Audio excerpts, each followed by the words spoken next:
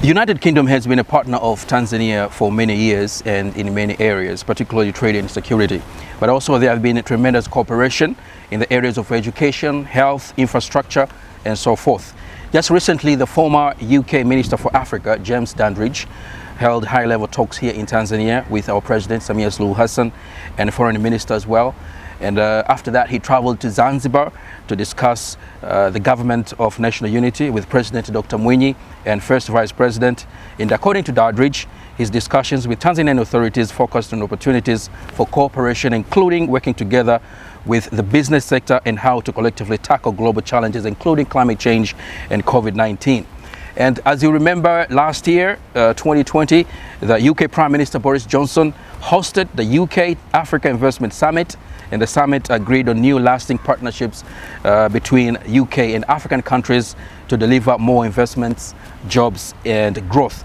Today we have an honor to have the UK Ambassador to Tanzania, His Excellency David William Concar, and he'll be talking to us about a number of issues, including the current UK and Tanzania relations, COP26, very important meeting that will be held in the UK, and also the issue of UK and Africa, especially based on the meeting that was held last year, 2020, that actually had commitment of making UK partner of choice for African countries. COVID-19, we understand how it's been affecting economic situation worldwide, so we're going to discuss about that one as well in relation to Tanzania and UK relations, and also his personal experience here in Tanzania. Your Excellency, welcome. Maybe first of all, we could start with your personal assessment of the UK and Tanzania bilateral relations so far. Well, look, thank you, and it's wonderful to have this opportunity. Look, UK and Tanzania, we go back a long, long way, many, many decades, and that relationship has always been strong. And I want to start my answer by focusing on respect. UK has always historically had a huge amount of respect for Tanzania, right from the early days of independence, Mwalimu and what he did to unite the country after independence, following through to the very principled stance that Tanzania took on apartheid, the way in which Tanzania tackled the very big regional threat of Idi Amin in the 70s, through to more recent efforts to take in refugees from Burundi and crisis in the Congo, Eastern Congo. So look, respect.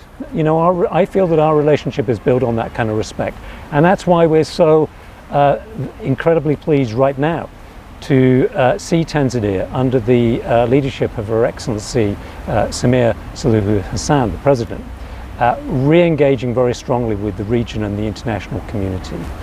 And by that I mean things like reaching out to Kenya and negotiating to improve trade conditions between the country.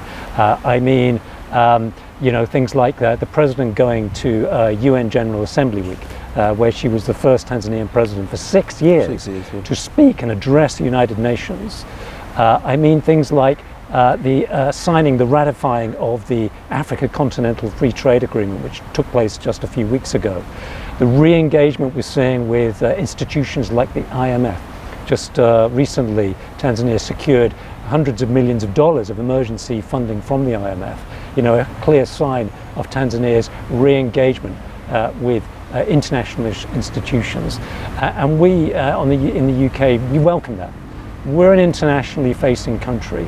We want our friends in the room internationally, and we are delighted to see Tanzania back in the room across the piece. So I think this is what we can say now is that Tanzania is really back as a major important player internationally and regionally, and that's something we celebrate and welcome very strongly.